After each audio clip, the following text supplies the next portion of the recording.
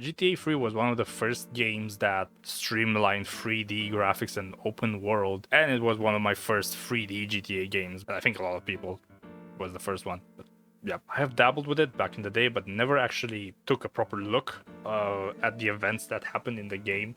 I was happy that I could do more in an open world and in Driver, more than just pressing a button and stealing other cars. You could perhaps do some evil.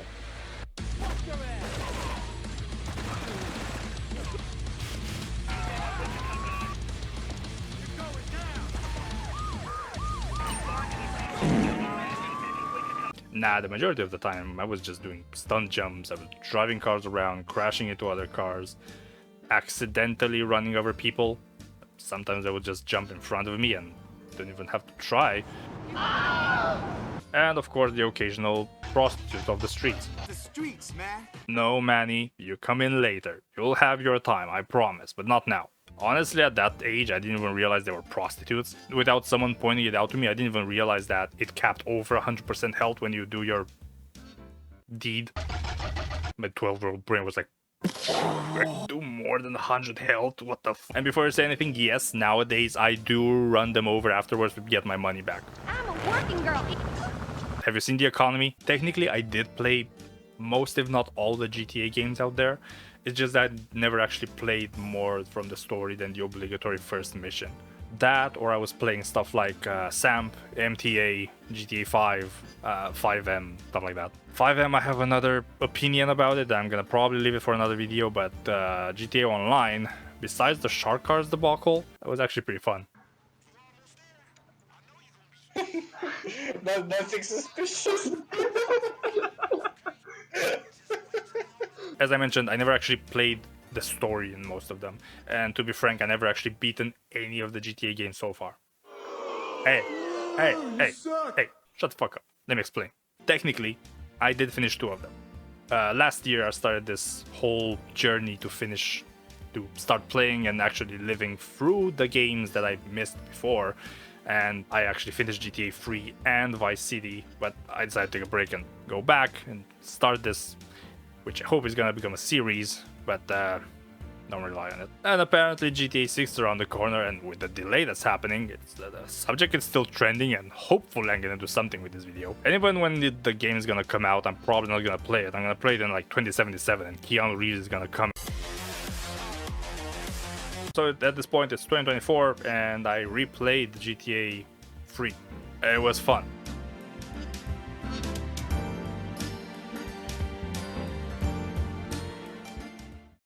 To add context to my setup and what I used, I played the PlayStation 2 version, mainly emulated through PCSX2, but I have also played a bit on my actual PS2 to test it on a CRT, because why not? I already have it there. And there's some interesting things that I need to mention about that, but then we're gonna talk about that later. Now, I went with this route for 3 reasons. 1, those types of games on PC, usually in this era of gaming, especially with what was it? I can't remember the fucking name, I'm gonna have it on the screen. The physics of the game was always linked to the FPS, so it's a bit of a pain in the ass to mod the game and limit it to 60. Okay, it's not that hard, but it's a bit more trouble than I wanted to have.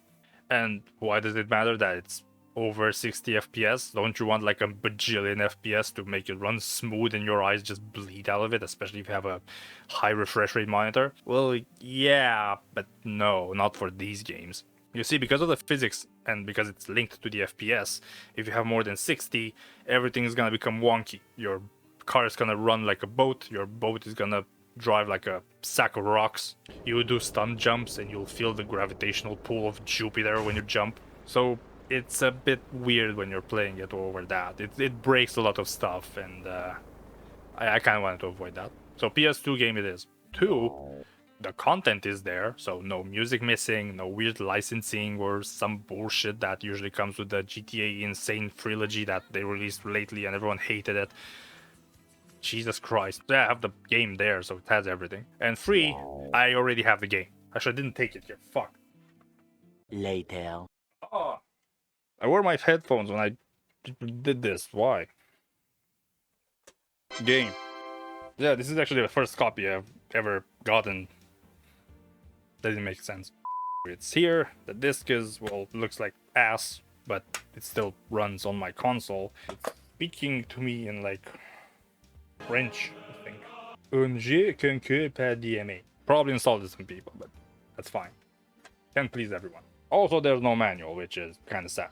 Even with my history being a PC gamer mainly, and I know how to mod games, I know how to tinker with that kind of stuff, but honestly, if I don't have to mod something, I'll probably not do it. Even though I kind of like doing it, but if I want to finish a game, it's a bit of a pain in the ass. And again, I had this already, so might as well use it. Sorry, babe. I'm an ambitious girl. I am bad with names and remembering events and stuff, especially in those older GTA games. But the gist of the game is that you get betrayed by your girlfriend and you get a hate boner after that, and you just, spoiler alert, you end up working and afterwards betraying basically every faction of the criminal enterprise of Liberty City. I swear to God, Claude is something else. I know, you're thinking of Claude and you're thinking this weird dude that's crooked and is born in the wrong format. What the hell is this? But think about it. I mean, besides the triads and the cartel, I think you work for basically everyone. You're Mr. Worldwide, rocking the Jensen Wong look. Look at this first scene. There's this cop there, and he's just moving his leg, and the guy just collapsed. Motherfuckers built different. Fatality. Now I know it's technically a technical thing, but it's still part of the world in a sense. But I want to talk about sounds for a little bit. The sound in this game is really interesting. It has this weird echoey, I want to say it feels like a liminal space, but it's exactly the opposite. I'm not really sure if there's any term for that. There's no need to feel down. Where it's like you hear stuff in the city and then you turn around and it's actually there, which is basically the normal. I'm sounding like a crazy person right now. If you've played this game, you probably know what I'm talking about. The sound has this weird echo, and especially at night times you hear just random shit in the city and it echoes through the game, and there's something about that old sounding sound that just gives it a different vibe, and I think it feels closed in but at the same time really open. It's incredibly weird, and I don't really know if I'm describing it correctly, but it's there and it's interesting and I wanted to mention it. But if you hear like random crap, you hear like an old woman walking beside you and you hear random shit like or and this is my favorite, We're going to Aruba. I mean, yeah, it's outdated. It's a game from 2001, and it's a product of its time. And for today's standards, you look at Cyberpunk 2077. Well, nowadays it's built, not the release one, and you see way better improvement, way better atmospheric stuff in the city. It looks more alive. I don't know. There's something. There's something there. Leave a comment if you know what it is, because I've played it on my box TV and I played it on my computer. I played it everywhere. Every time I play it, there's something there. There's like, it feels like the game is haunted, but it's not after you in any sort of way. It's weird. One small mention about the world and how because I'm not gonna talk about the story too much because I have problems, but the AI is really interesting. But the AI really tries to knock itself out, if you know what I'm talking about. YouTube hates it when I say the words, so I'm just gonna keep it like that. This is something that actually happened in my first playthrough last year. Just look at this. Out of the car.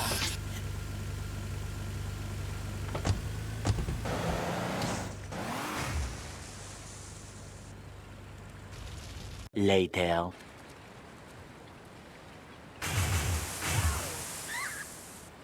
Or you have the common occurrence, which I bet you know what I'm talking about, is when people jump in front of your car, and it's interesting.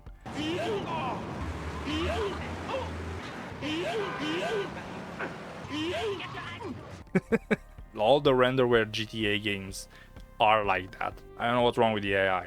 To be fair, in Driver, sometimes people would run into your car, but because Driver was old and you're running into sprites, they would just phase through them. So I don't know, maybe they were on something.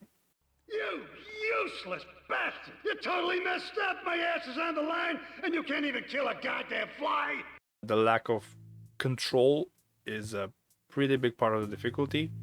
aka it's bullshit. So there's this one mission where you need to take this guy out again because he survived the first encounter, and now he's in a ambulance and he's fully plastered, full body, made out of fucking space rocks, because Jesus Christ, this is bulletproof. Like, I had a moment where I just sat there shooting him, and the game just tells me, yeah, fuck off, you can't shoot it, it's bulletproof.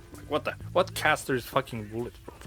I had to ram into him a couple of times with my car. The first mission didn't work because I was like rolling on top of him and it didn't damage him at all.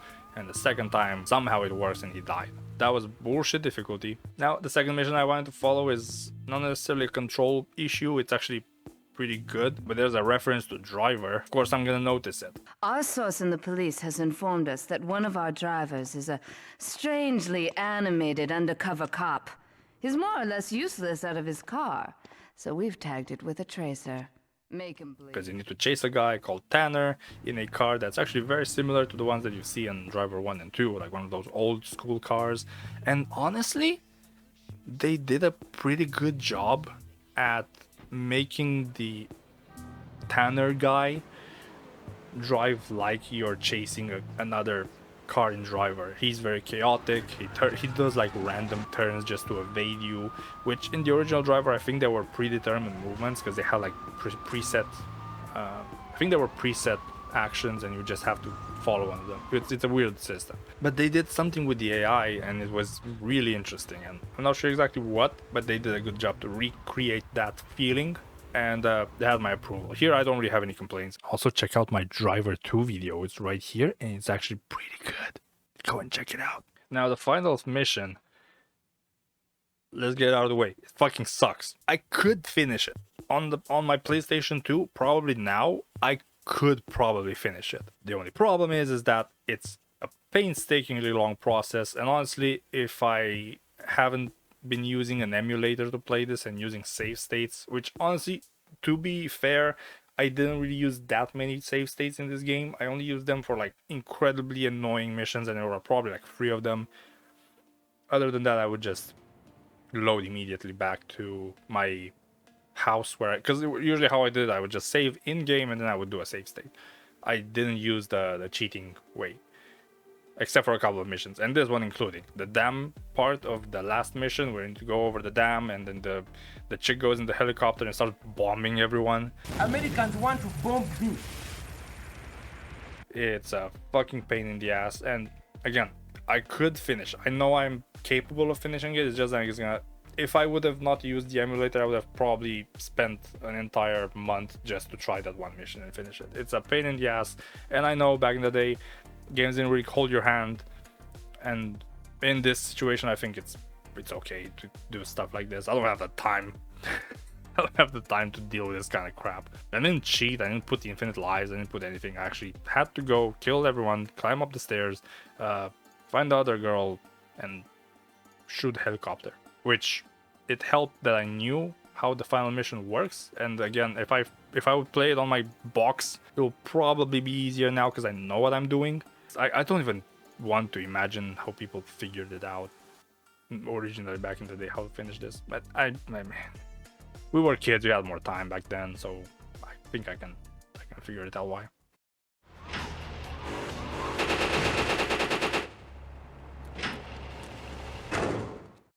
Now, playing this in a modern setting, and it might just be me because I often go back and play old crap instead of playing the new Call of Duty Warzone or whatever that's out there. I wanted to play Warzone, but Activision Blizzard literally said no. They just didn't let me.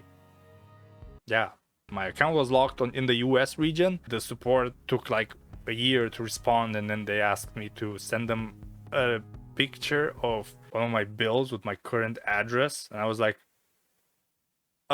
anyway, that's a completely different story. Fuck Activision Blizzard. And I wanted to play Warzone. And they didn't let me. Yeah, I went back and just played 2 Human on the 360. You know, that was way more fun. It wasn't, but you know. I'm used to clunky controls. I'm used to tank controls, boat controls, whatever the fuck Armored Core smoked back in the day when they did this. But this is 100% doable nowadays, at least for me. Now, to be fair, it is an old game and it's clunky and it's probably not for everyone. I'm used to playing crap like this. I don't know what's wrong with my brains and just I can just adapt to this kind of crap, but for a normal person that's probably used to something more modern, it's a bit hard to get into. The camera is stiff, the second analog control only controls your free look, you can't turn the camera around. Claude, as we mentioned before, has a huge lack of motor functions, so it just goes ballistic every time you're trying to aim. Now, it could be just my 360 controllers because I play with that, and it's probably like the dead zone was weird. I actually haven't tried any of the sniper missions or focused like aiming guns on my actual PlayStation on a DualShock controller. It could be different there, so I haven't actually tested this. I don't know if it's an actual problem or if it was my controller, but that doesn't really change the fact that it's weird to aim in a game where it doesn't let you move and shoot at the same time. Move and aim and shoot. Second analog stick is usually for free look, and the free look is as useful as these weird bottle caps that they sell in Europe for bottles. What the fuck are you and why do you exist? Who thought this was a good idea? You need to rely 100% on the lock-on mechanic to shoot, which is not the biggest problem. It's good because it snaps automatically sometimes to one enemy, from one enemy to the other, but it's still getting used to. I'm not gonna sugarcoat it. It is a bit clunky if you are taking the modern standards of third-person shooters. Now, the only manual aiming you have is the M4 and the sniper rifle, and I think there was something else. Oh yeah, the rocket launcher too.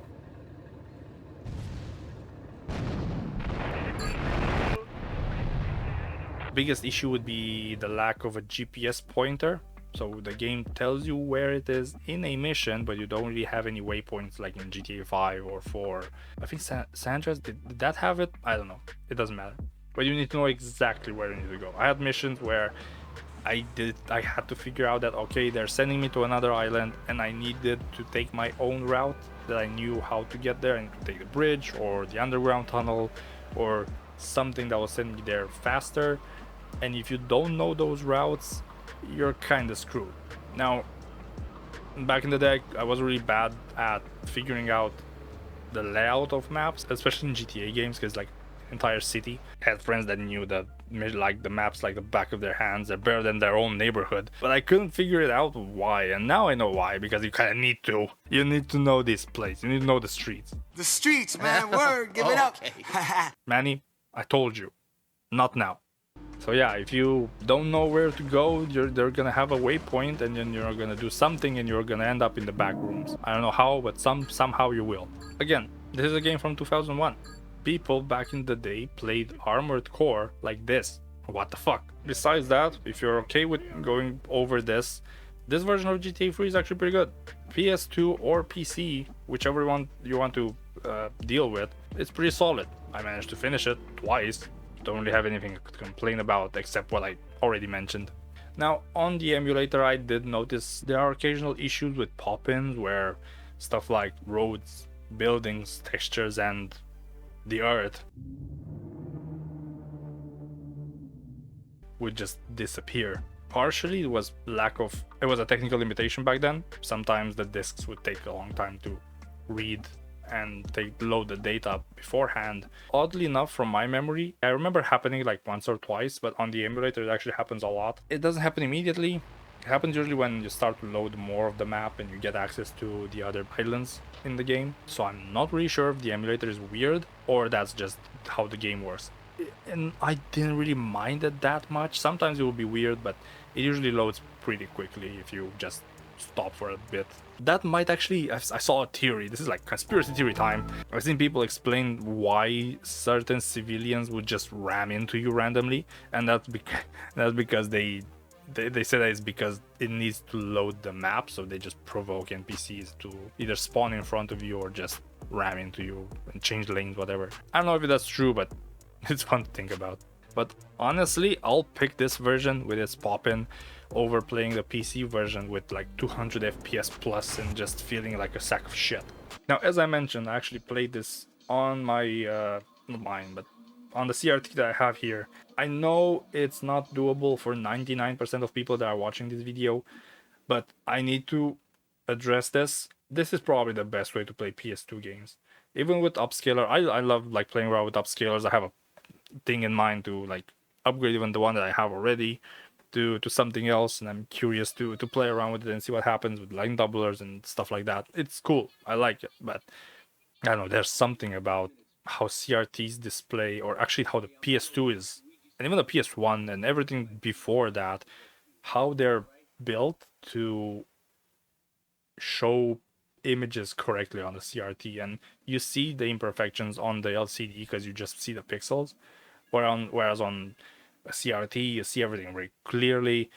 For example, there's this feature in the settings called trails, and it's meant to simulate the VHS style like long exposure when you see clips on the CRT with a car that's going fast at night and you see the trail from their backlights. It's kind of what they're trying to recreate with this, and that's why at night scenes, like in the intro that you're seeing here, you see this weird blurring. It's not the TV being weird, because I can show you a scene later in the daytime where it doesn't happen. It's just a thing the game just showcased it like this because it's that weird effect that they're trying to recreate. It looks better on the CRT. The blurriness and everything looks more natural, whereas on PC it looks smeared, if that makes any sense, because the CRT displays it through like rays and like the scan lines and everything. But there is something to it. There's something there, and I get now. I get it now. I get why there are people out there who are taking CRTs and they're using them for their retro corners of their collection. So yeah, ray gun TVs are cool.